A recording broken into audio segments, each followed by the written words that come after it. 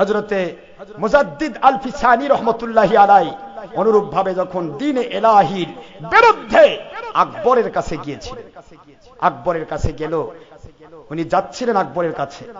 আকবর দ্বীনে ইলাহি চালু করেছে, তার মধ্যে কত রকমের 2 নম্বরই সব কিছু লাগিয়েছে।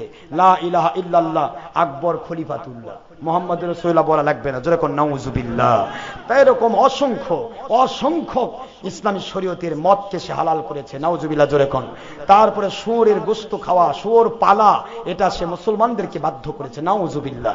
এরকম হাজারো কথা, হাজারো অনাচার অত্যাচার, কোরআন সুন্নাহ বিরোধী কাজ যখন সে শুরু করলো, তখন হযরত মুজাদ্দিদ আল ফিসানি রাহমাতুল্লাহি আলাইহি তিনি তার মুরিদানদেরকে বলতেছিলেন, আমার পক্ষে বসে থাকা সম্ভব নয়, তবে আমি কাউকে খুন করব না, কারো উপর অত্যাচার করব না। আমি এতটুকু করতে চাই, আমি ডাইরেক্টলি আকবরের কাছে প্রস্তাব পেশ করতে চাই, আমার আল্লাহ পাক আমাকে সাহায্য করবেন, যেরকম সুবহানাল্লাহ। সবাইকে গরু খাওয়ালেন, মুরগি খাওয়ালেন, বকরি খাওয়ালেন, ডেকে ইসালে সোয়াব করে হাজার হাজার লাখ লাখ মানুষকে খাওয়ালেন। যেই মাত্র আকবরের বিরুদ্ধে কথা বলেছেন, সব উঠে উঠে পালে গেল। কথা বুঝতেছেন নাকি? ওরে বাপরে, বিশাল শক্তিধর দিল্লীশ্বর, empire of this subcontinent, India, Pakistan and Bangladesh, সেই আকবরের বিরুদ্ধে কথা করছে। এই মানুষ না মরবে, আমাদেরকেও মারবে। কথা বুঝতেছেন না, বোঝেন না? এই জন্য সবাই পালিয়ে গেল, থাকলো 3-4 জন বুড়া বুড়া মানুষ। এই 3-4 জন বুড়া মানুষ, তারা হুজুর আপনি যা করবেন সেখানে রাজি আছি, যদি মরা লাগে মরেই যাব, সুবহানাল্লাহ জোরে কর। এই 3-4 জন মানুষকে বললেন, ঠিক আছে, যারা গেছে তারা তো তাদের কপাল নিয়ে গেছে, আমার সমস্যা নেই, আমি একাও যেতে পারবো, আমার আল্লাহর দয়া দিয়ে। খুব ভালো করে শোনার চেষ্টা করুন। মিস্টার আকবরের কাছে যাচ্ছে হযরতে মুজাদ্দিদ আল ফিসানি রাহমাতুল্লাহি আলাইহি। শুনুন ভালো করে। অনেকে তো কোন পীর সাহেব আর কি আছে, পীরেরা কোনদিন জিহাদ করে? পীরেরা জিহাদ করে যে জিহাদে আল্লাহ খুশি। এরা জিহাদ করে না তা বলবেন না, জিহাদ ফি সাবিলিল্লাহ অবশ্যই থাকবে, তবে যে জিহাদ ফি সাবিলিল্লাহ সত্য, সেখানেই আছে ইনফাক ফি সাবিলিল্লাহ, সেখানেই আছে তাসাউফ ফি সাবিলিল্লাহ। আল্লাহর ওলিকে অস্বীকার করে জিহাদে যায় শহীদ হওয়া যায় না, বুঝে আসে না জোরে কোন? তবে হ্যাঁ, যেগুলা ওলি পাছায় চট, মাথায় জট, দাড়ি মুছ পাকায় ফেলছে গাজার পাহাড় দিয়া, নামাজ পড়ার মতো নামাজ একবার পড়লে হয় টুনটুনা টুনটুন। আবার পীর সাহেবের ছবি, যেখানে ছবি ভিডিও টিভি হারাম, সেখানে ছবি আবার লকেটের মধ্যে ঘুরে বেড়া লাগে। যে পীর সাহেবরা টিভির মধ্যে ব্যস্ত, ধর্মের নামে গণতন্ত্র দিয়ে জনগণের সকল ক্ষমতার উৎস, এই কথা বলে পীরগিরি দাবি করতেছে। এগুলা ভণ্ড পীরের বিরুদ্ধে আপনি সারাদিন কন, আমি আপনার সাথে একমত। কিন্তু হক্কানি আল্লাহর ওলি যারা, যারা খেলাফতকে স্বীকার করে, খেলাফতের পক্ষে কাজ করে, দাওয়াত ফি সাবিলিল্লাহ, ইনফাক ফি সাবিলিল্লাহ, খেলাফত ফি সাবিলিল্লাহ, জিহাদ ফি সাবিলিল্লাহ, সমস্ত আমল আকীদা যার ভিতরে বলিষ্ঠভাবে আছে, তার বিরুদ্ধাচরণ করবেন তো আপনার পাছা খুলে যাবে। যাবেন এক ঠ্যাং ভাঙতে, 2 ঠ্যাং ভাঙবেন, দেখবেন নাই কেরে কি হলো, ঠ্যাং তো একটা ভাঙবার আসলাম, আর 2টা গেল কই? কথা কি বোঝেন নাকি ভাইরা? কষ্ট দিচ্ছি নাকি আপনাদেরকে?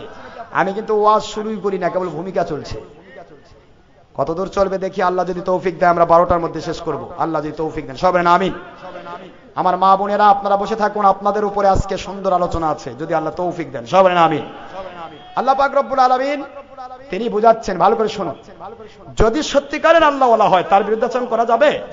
আল্লাহর ওলির বিরুদ্ধাচরণ করা যাবে না, হক্কানি আলিমের বিরুদ্ধাচরণ করা যাবে না। এখানে ছোট্ট একটা দৃষ্টান্ত আমাকে দিতেই হয়, আমি চলে আসতেছি। হযরতে আল্লাহর ওলি মুজাদ্দিদ আল ফিসানি রাহমাতুল্লাহি আলাইহি যাচ্ছেন, আকবরের দরবারে যাচ্ছেন, ঢুকতে গিয়ে দেখে মাথা কুর্নিশ করে সেজদাতে ঢুকতে হয়। আকবরের দরবারে আল্লাহর ওলি মুজাদ্দিদ আল ফিসানি রাহমাতুল্লাহি কোন পা ঢুকে দিলেন? সুবহানাল্লাহ জোরে কর না কেন? যেই মাত্র বাম পা ঢুকে দিয়েছেন তুচ্ছ তাচ্ছিল্যের ভরে, 2 জন সেন্টি 2 সাইড থেকে লাফিয়ে এসেছেন। আপনি কোন দরবারে আসছেন?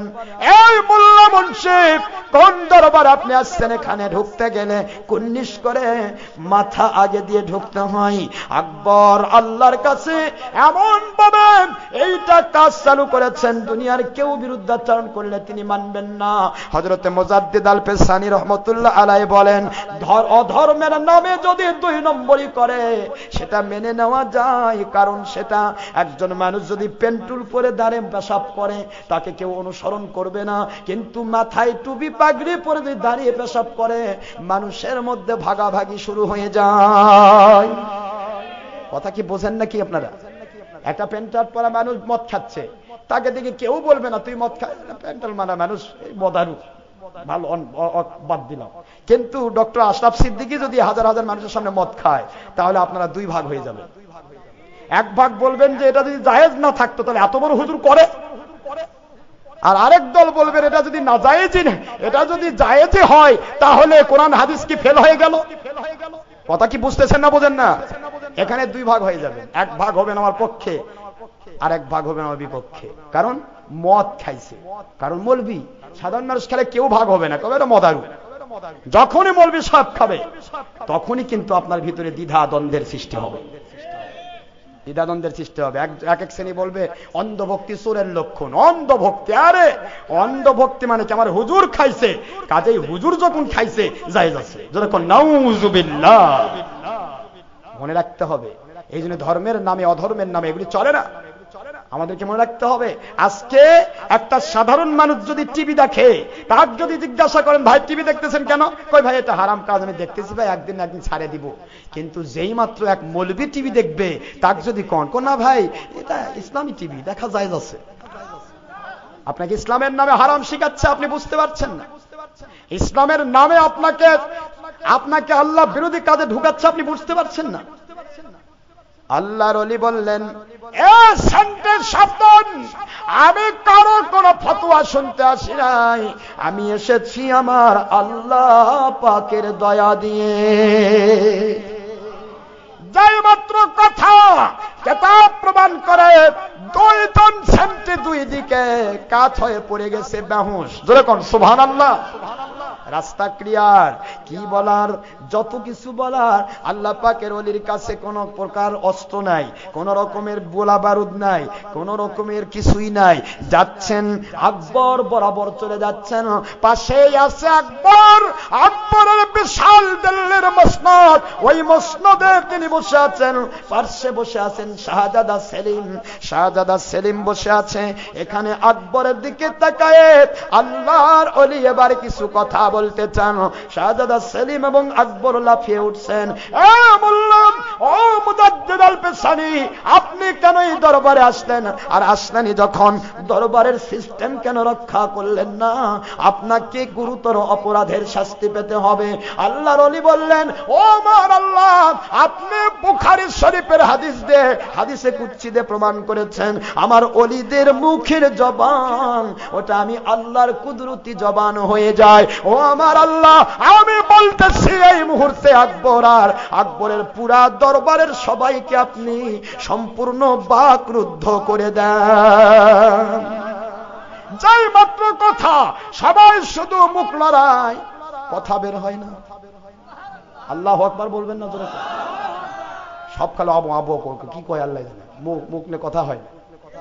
আকবরকে আর সেলিমকে আল্লাহর ওলি এবার ওয়াজ শোনাচ্ছেন। সুবহানাল্লাহ জোরে কোন, শোন, কথা কোস না, তোর কথা কেউ শুনবে না। সুবহানাল্লাহ জোরে কোন। আকবরকে কথা শোনাচ্ছেন। কি কথা শোনাচ্ছেন? আসতেছি, বলতেছিলাম আল্লাহ পাকের ওলিদের দুশমনি করলে তাদের অবস্থা ভালো হয় না, তাদেরকে কষ্ট পেতে হয়, তাদেরকে কি করতে হয়?